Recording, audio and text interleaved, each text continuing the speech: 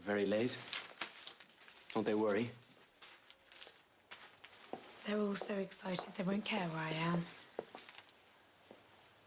I'm pleased. I like Mr. Matthew. He announced at dinner that he wants to get married at Downton. Somehow it made me feel more than ever that the war is really over. And it's time to move forward. Do you mean you've made your decision? Yes. My answer is that I'm ready to travel. And you're my ticket. To get away from this house, away from this life. Me? No, Uncle Tom Cobley. I'm sorry.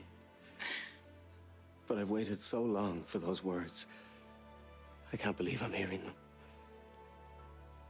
You won't mind burning your bridges. Mind? Fetch me the matches. Yes, you can kiss me. But that is all until everything is settled.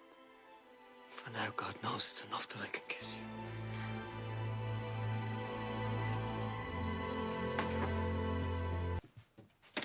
I do hope I'm interrupting something. I only wish you were, but I seem to be getting nowhere. Have you seen Cora?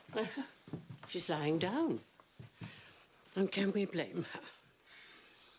Now, Sybil, dear, this sort of thing is all very well in novels, but in reality, it can prove very uncomfortable.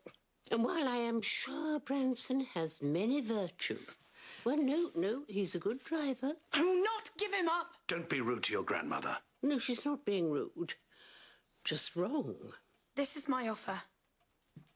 I will stay 1 week to avoid the impression I've run away, and because I don't want to spoil Matthew's wedding.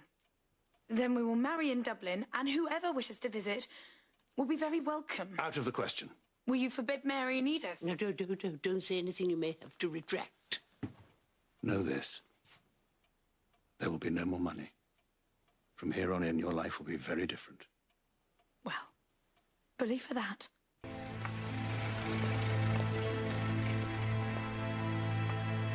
But I don't accept that I am ruining her life, nor that I'm cutting her off from her family. If you want to cut her off, that's your decision. But how will you look after her? How can you hope to provide for her? With respect, my lord, you seem to think that she can only be happy in some version of Downton Abbey, when it's obvious that if she wanted that life, she would not be marrying me.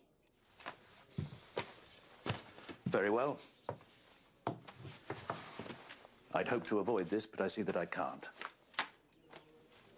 How much will you take to leave us in peace? What? You must have doubts.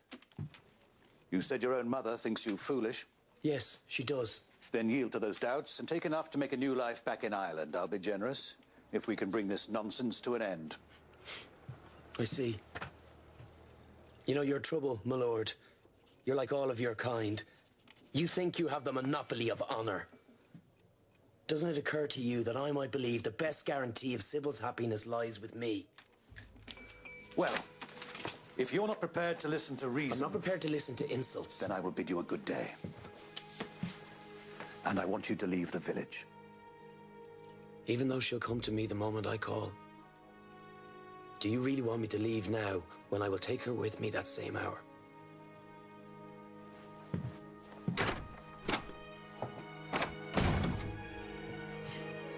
Why are you here? To pay my respects to Miss Swire. And to see Sybil. Lady Sybil. Papa, what's the point in all that nonsense? I suppose you'll go to Dublin now. Isn't that your plan? In a day or two. Mamma is well again, and I see no reason to delay. Although I do so wish we could have parted friends. What about you? Do you want to part friends? I do. Although I don't expect to. All right. What? Well, if I can't stop you, I see no profit in a quarrel. You'll have a very different life from the one you might have lived, but if you're sure it's what you want, I am. then you may take my blessing with you, whatever that means. Papa, it means more than anything, more than anything. If you mistreat her, I will personally have you torn to pieces by wild dogs. I'd expect no less. Will you come over for the wedding? We'll see. We'll talk about that later. And there'll be some money, but not much.